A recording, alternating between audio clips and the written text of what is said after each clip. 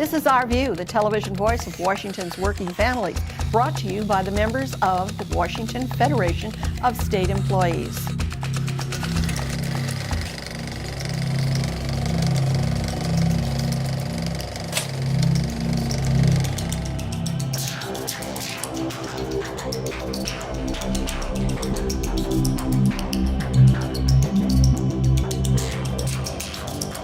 At a recent labor gathering in Tacoma, the Vice President of the AFL-CIO, Arlene Holt Baker, got into the issue of U.S. trade policies and how those policies are killing jobs and the job killers are getting rewarded. You have put the spotlight on our broken trade policies, and I applaud you for that, because nobody tells the story better than workers who have impacted, and the visual that was up there to show what happens when plants leave. You pointed out to America how wrong it is for a company like Kimberly-Clark to close its pulp mill and effort after getting tax breaks for new equipment, and then to ship that new equipment to Vietnam and to be able to write off the cost of the move. That ain't right. Our broken trade laws gave millions to Kimberly-Clark and cost 750 American families their lives. But it's not just the 750 families that work there. That impacted the communities in which they live. That means everybody from the grocer to the barber to the babysitters were impacted by that closure. My friends, this cannot stand. Across Washington and everywhere in the United States, working families have turned the heat up on Congress to force politicians to show us exactly what they will do on good jobs and fair taxes. It's no longer going to be what you say, but it's what you do.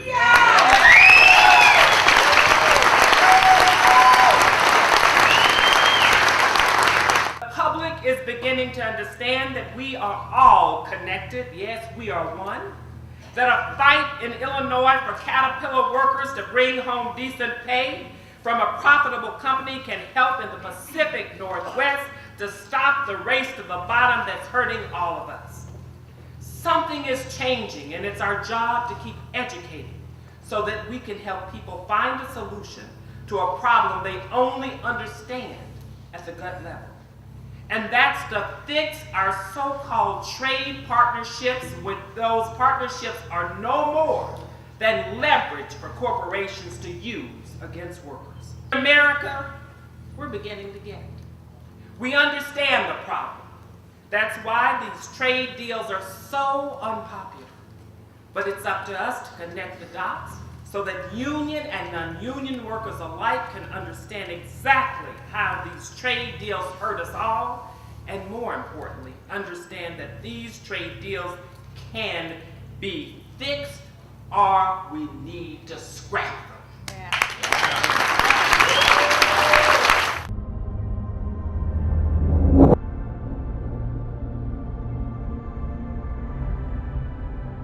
There are major concerns about the job opportunities for young people around the world.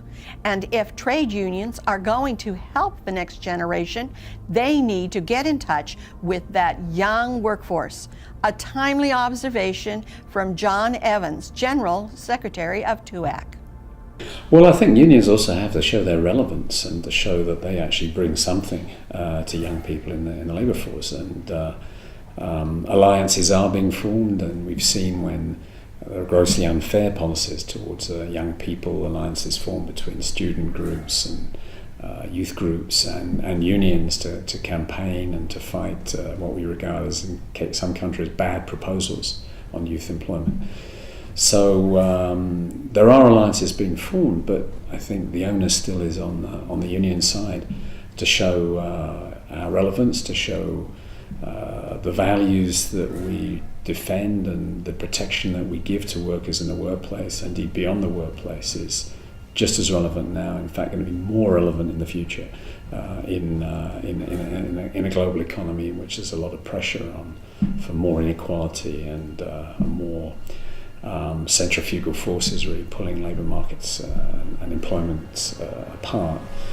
The evidence all shows, and I think in the policy framework as well, that unions reduce inequality. They're more likely, union workplaces are more likely to have high productivity, high training, high quality jobs, and those are positive things for young people as well.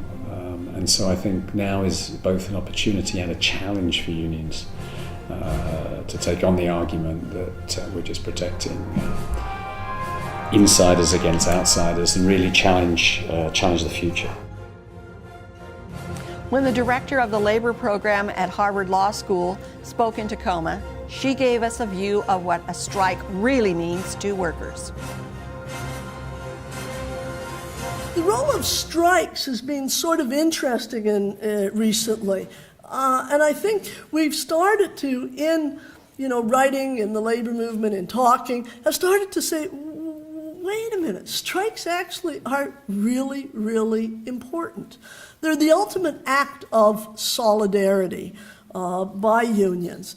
They're a real expression. You create power through organization, and the way you really see it concretely is there's nothing like shutting down the production of goods, services, and caregiving to bring that clearly to people. It also transforms participants. Who here's been on a strike? Who here's been on a strike? Okay, I would say about half the folks here. But it's afterwards we all tell lies about it, but boy, when you go through it, it's a transformative experience. First, you have to really privately decide which side you're on.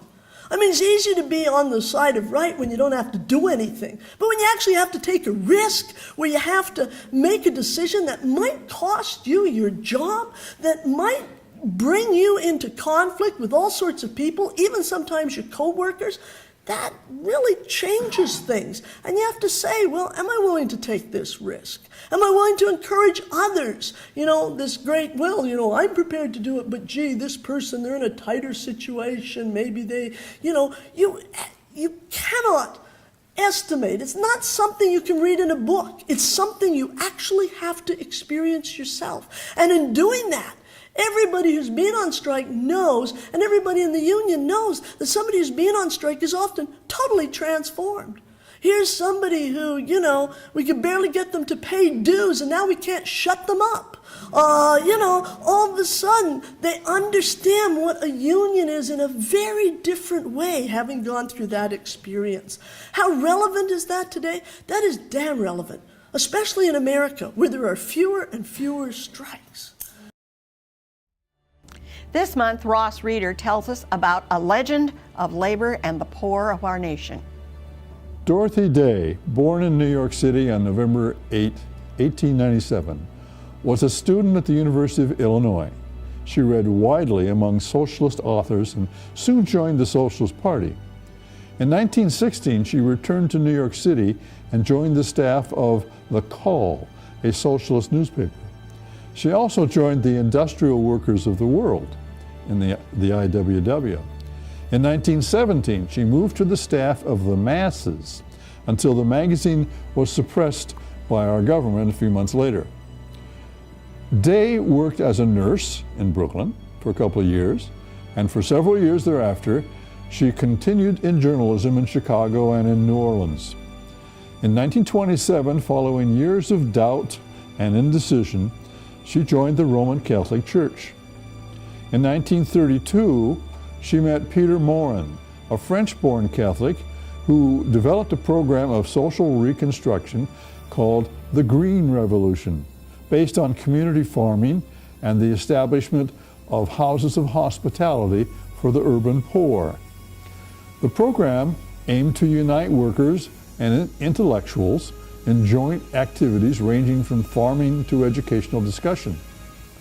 In 1933, Day and Morin founded the Catholic Worker, a monthly newspaper to carry the ideas to a wider audience. Within 3 years, the paper circulation had grown to 150,000 papers daily. Day was widely considered in later years one of the great Catholic lay leaders of the time. She protested the Vietnam War and was arrested in 1973 while demonstrating in California in support of Cesar Chavez and the United Farm Workers. Day died on November 29, 1980. Her autobiography, The Long Loneliness, had been published in 1952. In our area, there are at least 2 remaining Catholic worker establishments. Since 1982, in Olympia, there has been Bread and Roses. Because of the high rate of turnover and occasional closure of services, some members of the community sought to create a board to maintain continuity.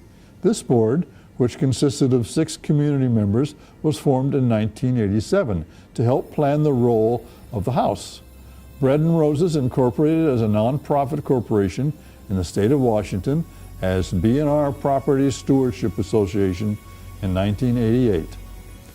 And Tacoma's Guadalupe House, 1989 to the present. Kevin Coley, Bob M. Holt, and Father Bill Bishel moved in and reopened the doors of the former Guadalupe House to those in need of housing. Through their many service ministries, the Hospitality Kitchen, Prison Ministry, Bethlehem Farms Ministry, Lewis Jones House Ministry, community building through the Jean Wick Garden, and political activism, the vision of Day and Morin survives.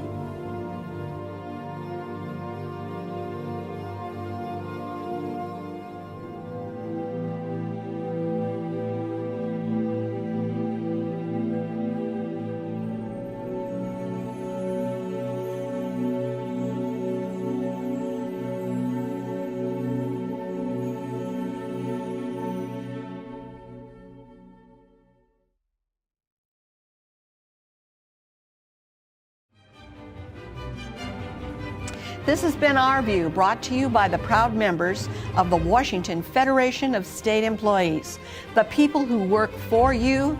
We remind you, when you accept a paycheck for your hard work, you don't give up your rights. Thank you for watching.